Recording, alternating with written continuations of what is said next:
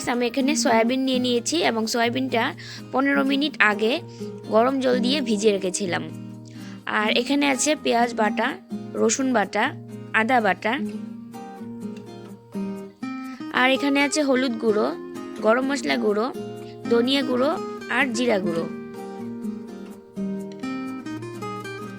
এখানে আমি নিয়েছি ফোড়নের জন্য গোটা জিরে, 2টো শুকনো লঙ্কা আর 2টো তেজপাতা, আর লাগছে একটি ডিম। এখানে আছে 1 চামচ পরিমাণ ঘি, আর এখানে আছে বেসন 1 কাপ। তো আমি প্রথমেই সয়াবিনটাকে এইভাবে জলটা নিংড়ে নিচ্ছি।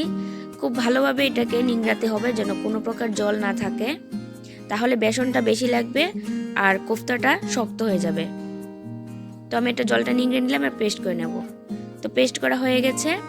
এর মধ্যে আমি অ্যাড করে দিচ্ছি 1 চামচ পরিমাণ পেঁয়াজ বাটা আর কাঁচা লঙ্কা কুচি 1 চামচ, আর লবণ দিয়ে দিচ্ছি অল্প। এবার আমি দিয়ে দিচ্ছি হলুদ গুঁড়ো সামান্য আর ধনিয়া গুঁড়ো সামান্য। এবার দিয়ে দিচ্ছি আমি একটি ডিম।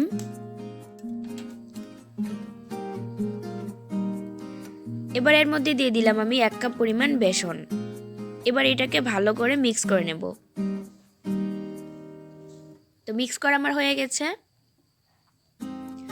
এবার কড়াইটা আমি বসিয়ে দিয়ে এর মধ্যে দিয়ে দিচ্ছি সরষের তেল।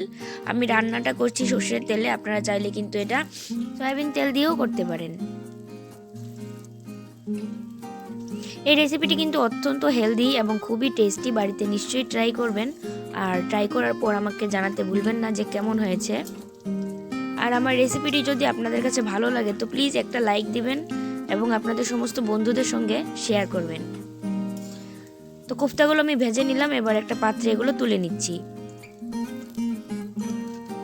এবার এই তেলের মধ্যে আমি ফোড়নে দিয়ে দিলাম 2টো শুকনো লঙ্কা, 2টো তেজপাতা আর অল্প কিছুটা গোটা জিরে। এবার দিয়ে দিচ্ছি আমি পেঁয়াজ, আদা, রসুন বাটা আর কাঁচা লঙ্কা।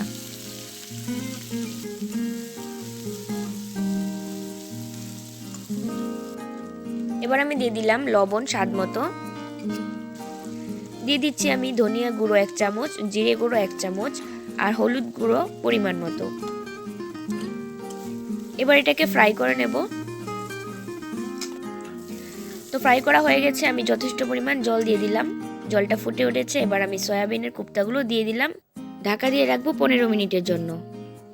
তো 15 মিনিট পর আমি ফিরে আসলাম। দেখুন জলটাও শুকিয়ে গেছে